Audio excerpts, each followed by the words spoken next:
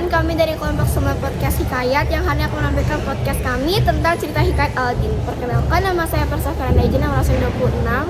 Saya Jaslan dari Karayi, absen 13. Saya David Lim dari absen 7. Saya Jansen Rafael, absen 15. Ini adalah videonya.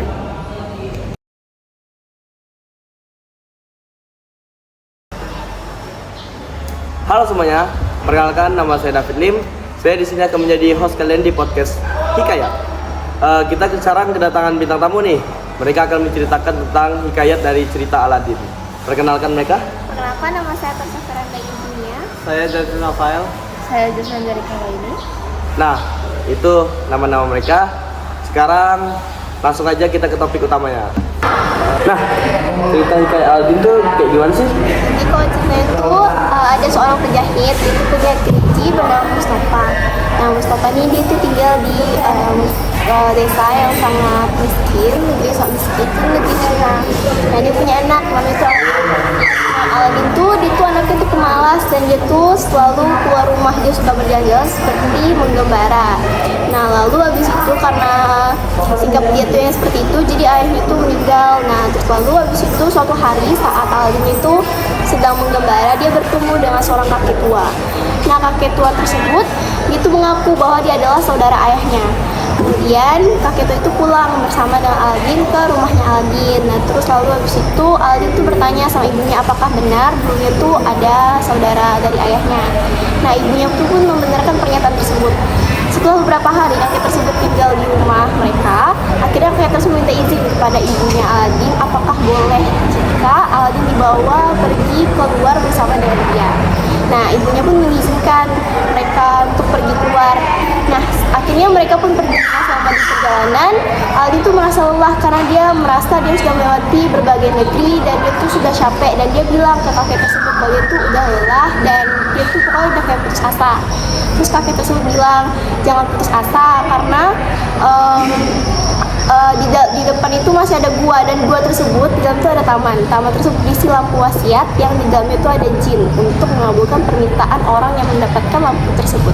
Nah, sesampainya di dalam gua tersebut, Aladin pun langsung masuk ke dalam gua tersebut dan langsung ke tamannya untuk mengambil lampu wasiat.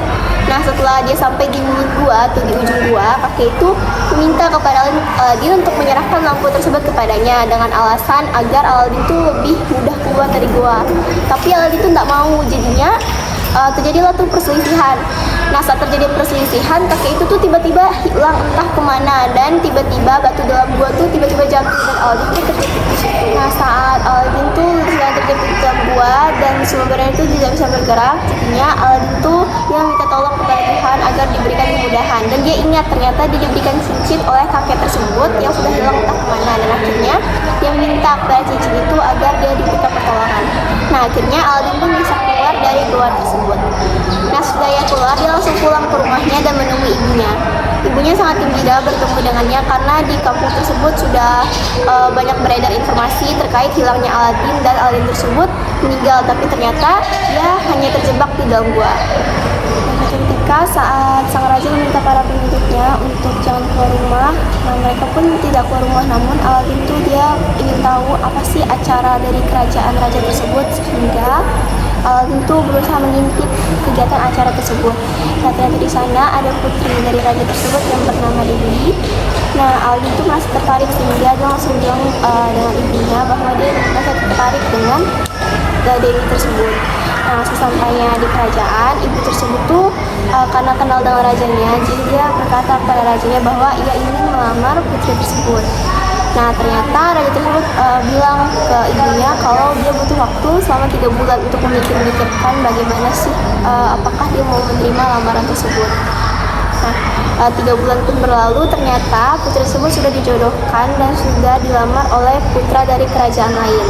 Nah, sehingga Aladin pun merasa kecewa dan dia ingat dengan lampu wasiat tersebut, sehingga dia meminta lampu wasiat tersebut, dia meminta jin yang ada di lampu tersebut untuk memisahkan lamaran tersebut. Akhirnya Aladin pun meminta tolong kepada jin yang di lampu wasiat tersebut untuk menggagalkan rencana lamaran mereka. Akhirnya lamaran tersebut gagal dan Aladin diterima lamarnya oleh raja, namun dengan syarat seperti dia harus menyediakan emas dan beberapa harus dibawakan dengan para prajurit-prajurit. Nah, setelah dia sudah menyiapkan dengan bantuan para jin yang ada di dalam lampu wasiat, akhirnya mereka tersebut pun tinggal di kerajaan yang sudah dimilikan oleh jin yang ada di lampu wasiat tersebut. Nah, setelah beberapa hari mereka tinggal di kerajaan, akhirnya Aladin pun kembali menjalankan aktivitasnya dengan berburu di hutan. Nah, sampai di hutan, ternyata kakek tersebut tuh muncul lagi di kerajaan tempat tinggal Aladin bersama istrinya. Nah, ternyata kakek tersebut tuh ingin mencuri lampu wasiat yang ada di kerajaan tersebut dengan menukarkan lampu baru.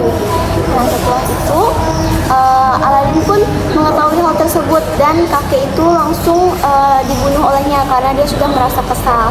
Dan akhirnya kakek tersebut telah dibunuh, mereka Aladin dan istrinya pun hidup bahagia dan bersekutu dengan sang raja dan permaisuri kerajaan tersebut. Oke, kalau tokoh-tokoh di dalam Hikayat Aladin itu ada apa aja sih? Ada Mustafa, ada Aladin, ada seorang tua, ada jin, ada dewi, dan raja. Nah, tadi kan udah disebutkan tuh tokoh-tokohnya. Kalau penokohannya itu gimana? Nah, dari penokohannya ini yang pertama Mustafa, dia itu penyayang, pantang menyerah, dan protagonis. Nah, untuk Aladinnya itu dia tuh pemberani, cerdik, dan siap menghadapi rintangan dan risiko untuk suatu tujuan. Nah, sedangkan kalau seorang tua ini dia itu licik, serakah, dan antagonis. Nah, kalau yang untuk jin ini dia tuh baik karena dia itu suka mengabulkan permintaan semua orang. Sedangkan Dewi ini dia itu protagonis karena dia itu rendah hati. Nah, yang terakhir ini si Raja, dia itu licik dan serakah dan juga termasuk antagonis. Latar tempat dan suasana apa aja sih yang ada di Hikayat Aladin? Latar tempat yang ada di Hikayat Aladin, yang pertama ada negeri Cina, yang kedua ada rumah Nyi Aladin, yang ketiga ada gua yang di dalamnya berisi taman, yang keempat ada kolam taman, yang kelima ada istana kerajaan, yang keenam ada istana penciptaan jin, yang ketujuh ada hutan. Nah, kalau itu kan latar tempatnya. Kalau latar suasananya? Latar suasananya terbagi menjadi beberapa, yaitu ada latar gembira, latar marah, latar sedih, dan latar menegangkan dan lelah. Nah, nilai apa aja sih yang terkandung dalam Hikayat Aladin? Yang pertama ada nilai moral yang terbagi menjadi dua, yaitu bertanggung jawab atas segala tindakannya, dan yang kedua ada cinta sejati. Selanjutnya nilai sosial itu Aladinnya itu tidak serakah dan mau berbagi saat dia punya yang lebih. Terus lalu kalau di nilai religi, dia saat Aladinnya itu di dalam gua, dia terjebak, dia tuh berdoa pada Tuhan agar diberi kemudahan dan diberikan pertolongan untuk bisa keluar dari gua. Nah, yang terakhir nilai pendidikan yang dimana tidak serakah, mau berbagi, dan bertanggung jawab serta tidak iri hati. Sekian video dari kami.